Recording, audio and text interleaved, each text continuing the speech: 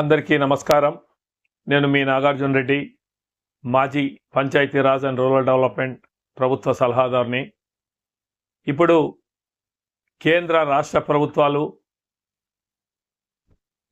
మహాత్మా గాంధీ జాతీయ ఉపాధి హామీ పథకాన్ని నీరుగార్చే విధంగా ఈరోజు ఈ రెండు ప్రభుత్వాలు చేయడం జరుగుతూ ఉంది.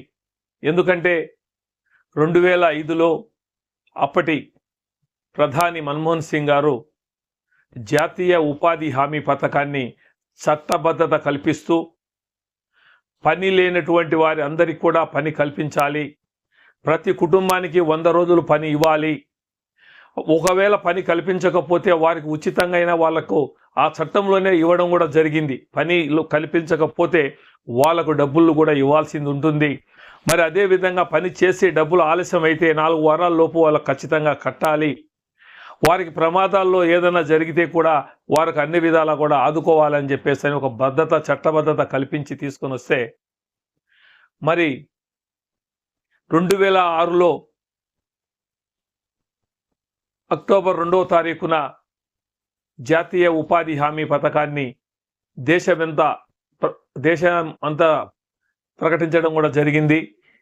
అయితే మన ఉమ్మడి ఆంధ్రప్రదేశ్లో అప్పటి ముఖ్యమంత్రి వైఎస్ రాజశేఖర రెడ్డి గారు, మరి అదేవిధంగా అప్పటి కేంద్ర మంత్రి ప్రసాద్ మినిస్టర్ శ్రీనివాస్ గారి ఆధ్వర్యంలో, మరి అదేవిధంగా రాష్ట్ర మంత్రివర్యులు రాజేంద్ర నగర్లో ఈ 100 రోజుల పని కార్యక్రమాన్ని ప్రారంభిస్తూ, అప్పుడు నేను మండలాధ్యక్షునిగా ఉన్నాను.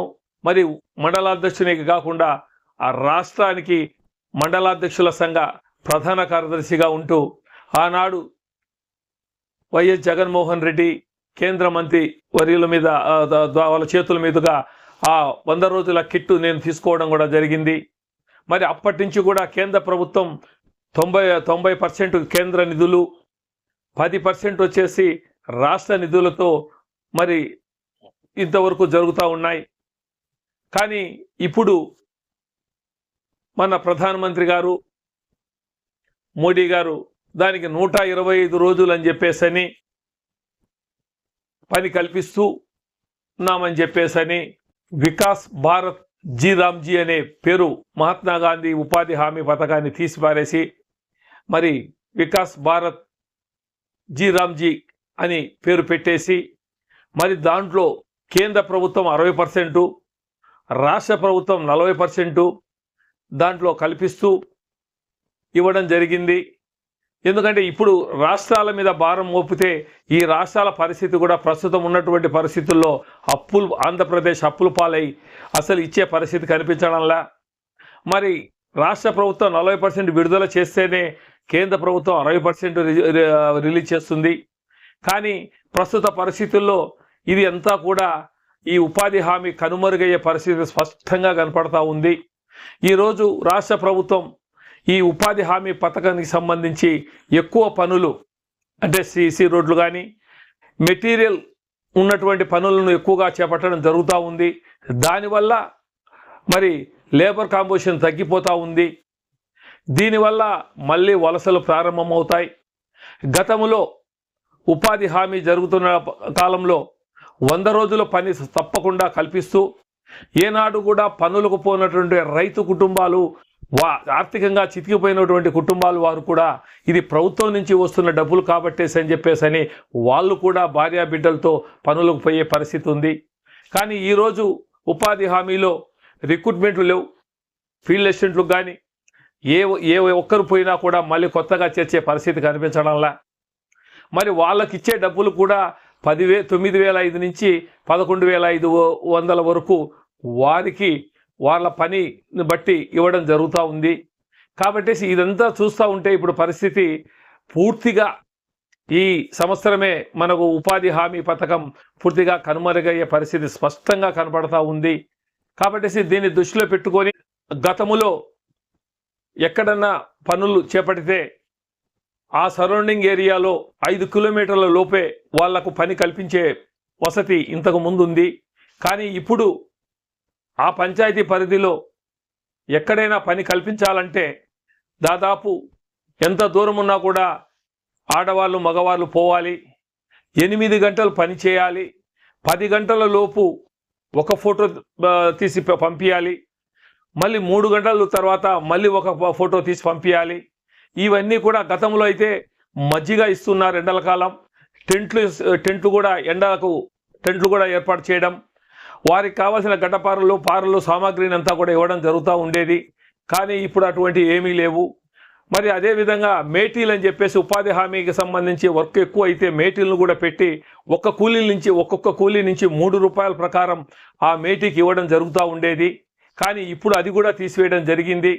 ఇప్పుడు ఫీల్డ్ అసిస్టెంట్ ఎవరైనా అక్కడ లేకుండా పోతే పక్క పంచాయతీ నుంచి వాళ్ళని డిప్యుటేషన్ అక్కడికి చేస్తున్నారు, అంటే 2 చూసుకోమని చెప్తున్నారు. వాళ్ళకి ఇచ్చే జీతం తక్కువ, వాళ్ళు చేసే పని ఎక్కువ. కాబట్టి ఇది ఎంతవరకు ఆచరణ సాధ్యం అవుతుందో మరి ప్రభుత్వాలే దీన్ని చూడాలి ఖచ్చితంగా. ఎందుకంటే కేంద్ర ప్రభుత్వం బడ్జెట్లో 90,000 కోట్ల రూపాయలు ఈ సంవత్సరం కేటాయించడం జరిగింది. అందులో దాదాపు 50% పాత బకాయిలకే పోతూ ఉంది. మిగతా డబ్బులతో ఈ 125 పనులు ఎలా జరుగుతాయని చెప్పేసి మేధావులు విశ్లేషకులు కూడా భావిస్తున్నారు. కాబట్టి ఇదంతా కూడా చూస్తూ ఉంటే అట్టర్ ఫ్లాప్ అయ్యే పరిస్థితి కనపడతా ఉంది అని చెప్పేసి వాళ్ళు కూడా అందరూ కూడా చెప్పడం కూడా జరుగుతూ ఉంది. కాబట్టి మరి ఇప్పుడు గ్రామ పంచాయతీలకు సంబంధించి వికాస్ భారత్ పంచాయతీ ప్లానింగ్ అని చెప్పేసి పెట్టడం జరిగింది. దాని ద్వారా పనులను 3-4 పనులనే శాంక్షన్ చేసి అవి ఎక్కడున్నా కూడా పోయే పరిస్థితి పెట్టడం కూడా జరుగుతూ ఉంది. ఇవన్నీ చూస్తూ ఉంటే నిజంగా ఇది చాలా ఆశ్చర్యం కలుగుతూ ఉంది. గతంలో ఉన్నదానికి ఈ ప్రభుత్వాలు చేసిన మొదటి తప్పు జాతిపిత మహాత్మా గాంధీ పేరు తొలగించడం, ఆ రెండవ తప్పు కేంద్రం 90% నుంచి 60%కు రావటం, మరి ఆ రాష్ట్ర ప్రభుత్వం మీద అదనంగా భారం పెట్టడం.